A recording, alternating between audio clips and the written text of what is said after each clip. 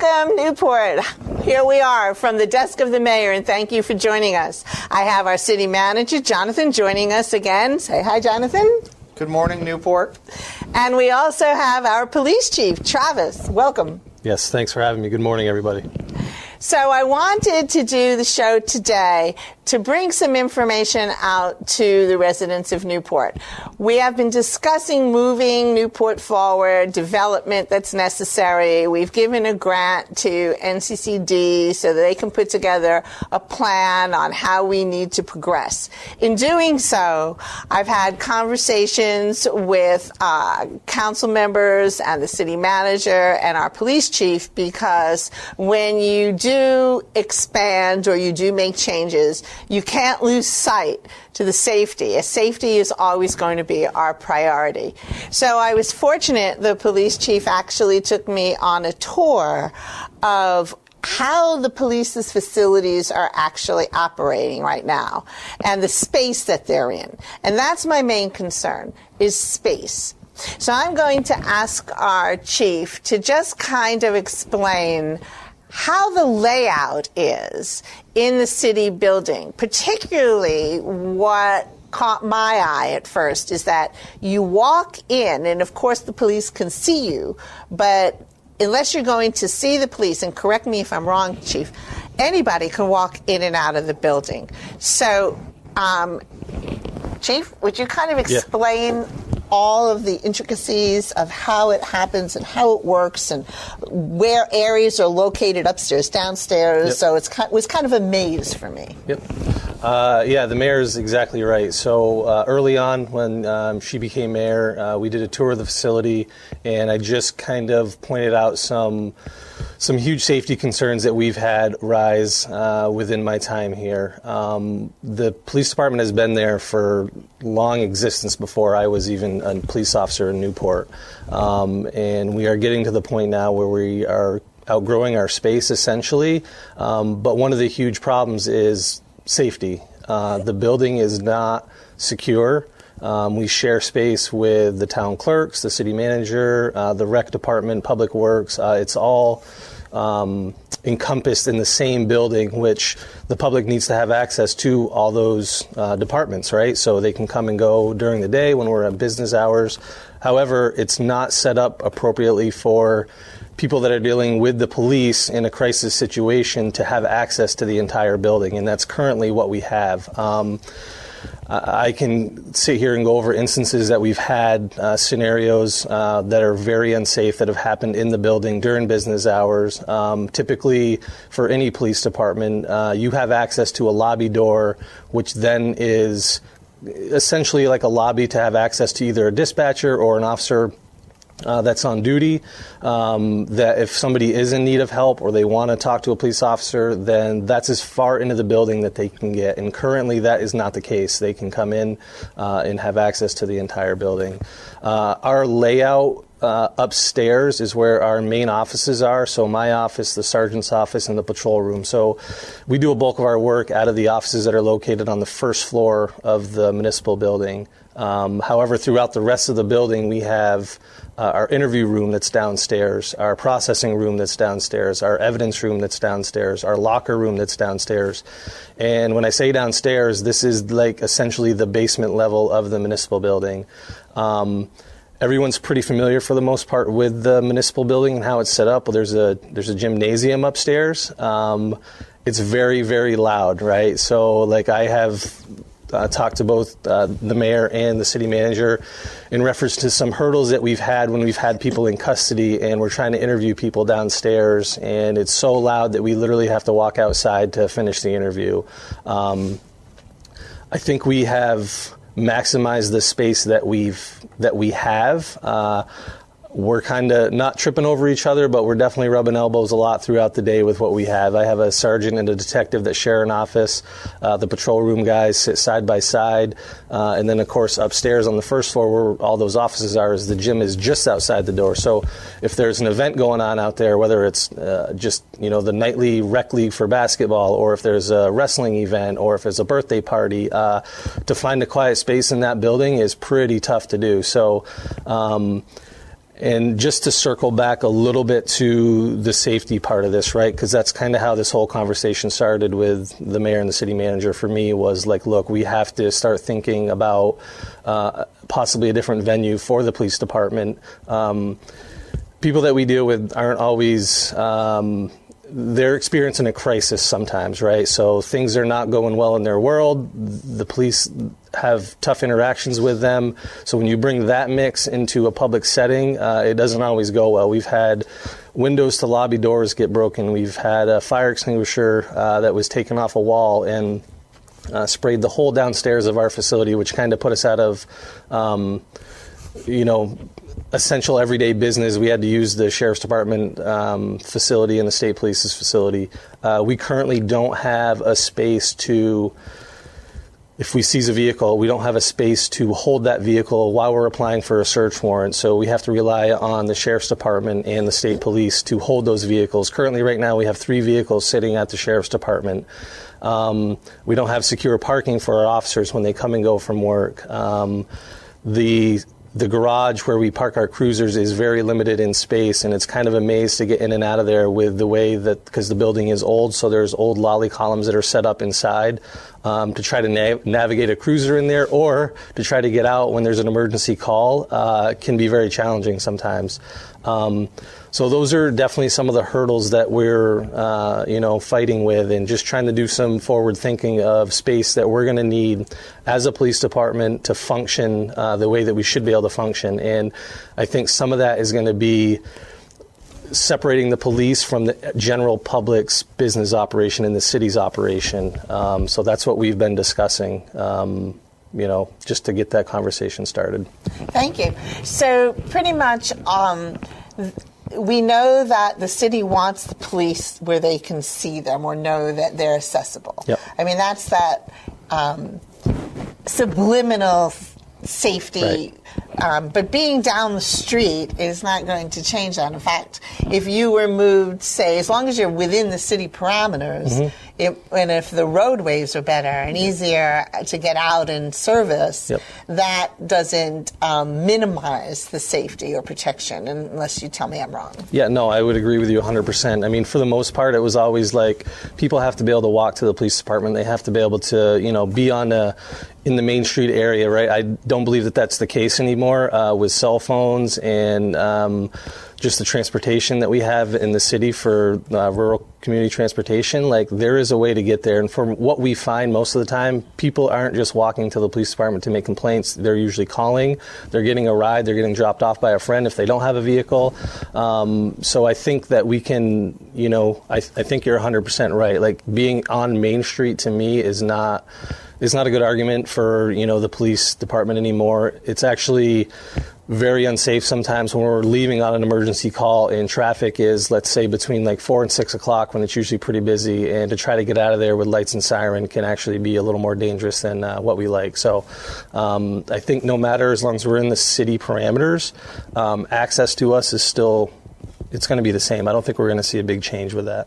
So we've been looking at different options. Nothing is set in stone. This is purely a discussion, because we also are going to have discussions about other buildings, the fire department. There's going to be a lot of discussions. However, the police right now is the top priority in the need to move. And so we walked around, we looked at the old courthouses, we looked at some other buildings, we looked at the armory. And the armory, from my point of view, was the most appropriate space, location-wise as well. It also would enable you to set up holding cells, and please always correct me if I'm wrong, holding cells if need be. Can you elaborate on whether or not that space would be something that would be conducive?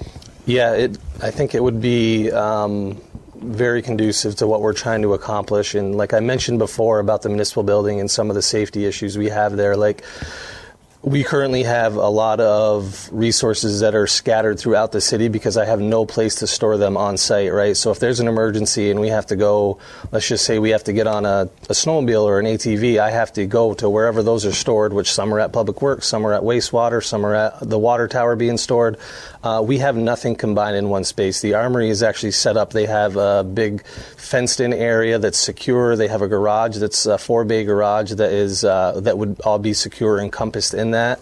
And we could literally have all of our resources in one space because in any emergency, time is of the essence, right? Like those first 10 minutes are probably the most important for any response that we're going to give. So, and then, you know, the building itself inside the armory, we did walk around and check it out. Certainly would have to, you know, do some internal designs there to make it work for what we're looking for. But there's definitely ample space in there that, you know, we could make a holding cell. We could have a proper juvenile holding cell in there. All those things that we currently don't have, we could certainly make this state of the art for what we're looking for. And really take care of a lot of those safety concerns. And there was parking as well, yes. Ample parking, and it's just straight down Union, right? Yep. So it's not like it's not accessible, and it's easy for you to get out if there were calls because you have two ways to go. Yep. And because we're also, it's not just the police, but the police right now is the top priority because you're the ones who are really in the crunch. But we're going to look at the fire department, and I know I spoke to the chief this morning actually, and he said, well, they had a new roof put on there, but they have a lot of equipment that they can't store either. It's outside. And so can you just fill us in, Jonathan, a little bit about on the needs that maybe the fire department would need? Sure. So kind of in addition to, you know, like you mentioned, right now there's a couple trailers that are sitting outside. We have our technical rescue trailer that's outside. I think space-wise, right, we're, you know, maybe the mobile command unit right now for the police side of things is in the fire station, but we kind of both utilize that. So figuring out some spacing pieces. Currently the boat and brush utility truck are positioned behind the apparatus, so you have to pull all the apparatus out to be able to get those pieces of equipment out. So kind of, again, not really any more room. The challenge, I think, with the particular location of the fire station, although it gets great visibility coming down 91, you know, you do have access to the east and west sides. That is built on pilings in kind of a swampy area. So in terms of expansion at that current location, I think would be pretty difficult. And you had mentioned kind of future planning, right? So currently, if the goal is to make Newport a really happening place, that means that your call volume is going to eventually increase. You know, typically between 500 to 1,000 calls is when you start to explore staffing at the station. You know, maybe not 24 hours a day, but at least midday. So I think once we start getting to those numbers and having that conversation, we may need to look at a new facility, bunk rooms, you know, housing for those people that do stay at the station. Again, I think we're probably 10 years down the road, but you know, these conversations need to be planned so funding can be explored and potential acquisitions of property if that. So just, again, the kind of that timeline, that progression of looking, you know, 5, 10, 15 years down the road and what are the needs of each department in the city as a whole. Yeah, I agree with you. I mean, you definitely need the discussions now, particularly since if we are going to be making some moves for the safety, you want to see maybe there's land that's adjacent and so on. Right. So that's all why I wanted to bring this out to the public now so they could kind of also help, give their input, bring it back to the mayor's hours, okay? Come and talk to us. You know, the city manager's there with me too, and it's very easy for me to go, come on in. Yeah. So, but I want to go back now because these are the most important areas right now for our safety is the police and the fire department. But I want to come back to you, Travis, right now because, you know, we've started some light discussions, getting a feel for would the armory work. We know the ROTC is thinking of moving out. And so it might just be timing-wise, it may just be a really good discussion for us to start having with the council. Top priority for me would be who would everybody need to go in at once? Would you thinking of weaning it? What's your thought? How would you want your transition to happen? Yeah, I think the transition would probably have to happen at once. Ideally, that's how I would see it in my head, is to maybe we have an architect come in and lay out the building appropriately and use the space the best way possible. And I would think that work would probably have to be done within a year's time, possibly. And then, I mean, really not move anything in, like if this does come to light, right, and this happens, like I would say the move-in would be like everybody, and we would be up and running all at the same time instead of trying to scatter it out. Right, and I agree with that. What's your thought on that, Jonathan? I agree. I just, my only thought too is if we're kind of building for the future, would you want to add in additional dispatch consoles, yep. right? And what does that look like in terms of, we're continuing to bring on additional municipalities into our dispatching center out of Newport, yep. and currently we have 2, and just, when we do this, right, make sure that we're doing it right, and yep. if we do need to add additional consoles, what does that look like? How many? Right. And just, again, that whole picture approach to... Yeah, right, exactly. So about how many, and you probably can, this is probably a question that I shouldn't even be asking, because probably no real answer. How many calls a day, can you estimate that you get? Per day, I can break it down for the year. We get about 5,000. Okay. Yeah, we do about 5,000 calls of service for a year, just for the police department. Okay. Yeah. Okay. And tell me also about the K-9 unit. Is there a K-9 unit? Yes, we do. Can you explain that? Yeah, for sure. So I always kind of promote our PD. Like, we're not a huge PD, but we have a lot going on internally with different kind of like specialized positions. And the K-9 program is one of those positions that we've had. It's very much needed. I can tell you this past week he was called out 3 different times, 2 for drug cases, 2 for a vehicle that had taken off and the operators had taken leg bill. So it's very much needed. It's utilized, and not to mention that he's probably the best in the state. And I'm not just saying that because he's a Newport Police Department K-9. He literally is the best. So, and it's a good community resource that we have. Like, he goes to schools, he does demos. We have him out at our summer event at the park. And who doesn't like to see a police K-9 that's just unbelievable? So sure. Yeah. Would you think you'd bring in more? I certainly would have 0 problems filling a position for a police K-9 if I said, hey, we're going to bring on 1 more.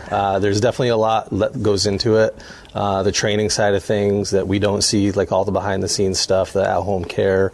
It's a costly program for sure. Tell me about the program. How does the money come in? How does that work? Yeah, it's all budgeted through our general fund budget for the police department. And Josh has actually made it so he's an instructor now, so he can host trainings here, so he doesn't have to travel all the time to the police academy, which does save. He'll go to Colchester and train with a group of K-9 handlers in the Chittenden County area. But it's just the upkeep of that. They have to do a mandatory of 16 hours a month. So that's either trying to fill his shift during the day, or he'll, on his short day, maybe go do K-9 training, and the sergeant will backfill his shift, so there's no overtime involved there. But still, it's a lot. And, I really endorse the K-9 program. Of course, might be a little biased. I was a K-9 handler for 12 years myself. So, but it's very good. It's much needed, and Josh has done a great job with it. So I'm assuming you don't want my 13-year-old toy poodle applying for this job. Well, this is fantastic. Yeah. So I want to continue this discussion, and I wanted the people to understand what we're doing in the city and what we're looking at, and why the police is the top priority, because you kind of have to go first. Yeah. And you're going to kind of control the rest of our thought process. And then the fire department, because it's the safety, and then I guess the ambulances, though they're contracted, they follow. And so the key right now is we need to keep our citizens safe. They are safe, and I thank you for that. Yeah. And I think they believe and truly believe they are safe, because I've heard nothing but applause for you. So do you want to add anything, or... No, just that I echo what Chief said, right? I think right now the equipment is kind of scattered all over the city. The the cruiser bay, right? It goes in next to a senior center at the municipal building, and it's not ideal. I think we as a city and as a department have absolutely done everything that we could have to make it work, right? Mm-hmm. There have been some renovations in there. I mean, we have absolutely done our due diligence to make it work, but we're now at that point that we do need to start planning for the future and just allowing the departments to maximize their potential by giving them a facility that allows them to do that. Right, and also there's, municipal building, as we all know, it's older, and it wasn't really designed for a police department. And there's, exit issues and so on. So we really do need to start focusing on the safety of the people. Anything else you'd like to add? No, I just appreciate starting this conversation and, hearing the citizens, like, their input and what they have to say. Be more than happy to show anybody, what I can show them internally at the PD if they're interested in seeing how we operate on a day-to-day basis, because I really think that paints a picture of, okay, I see the hurdles, I see the challenges, I see the safety issues that you're talking about.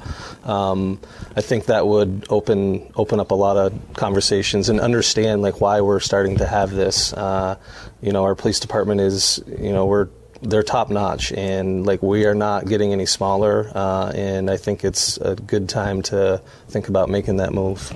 So we've actually, on May 13th, we have our community forum, and Senator Russ Ingalls and the city manager and myself, we will be there. It'll be open to the public. Come on out. We're going to have the state treasurer's going to be coming in, and he's going to be doing some presentations on financial areas that he believes Newport would be interested in, followed by a panel of the Newport Downtown Development, complemented by the Northeast Kingdom International Airport Task Force, and our police chief will be there, and we're going to continue this conversation.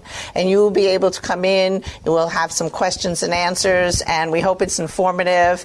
And NEK-TV will be filming it, and they're going to give us a live stream. So please, make sure you also show up for the mayor's hours from 9 to 11 on Mondays to on Wednesdays, because this is how we hear what your concerns are and how we address everything. So I thank you both. This was great, and I want to continue this conversation.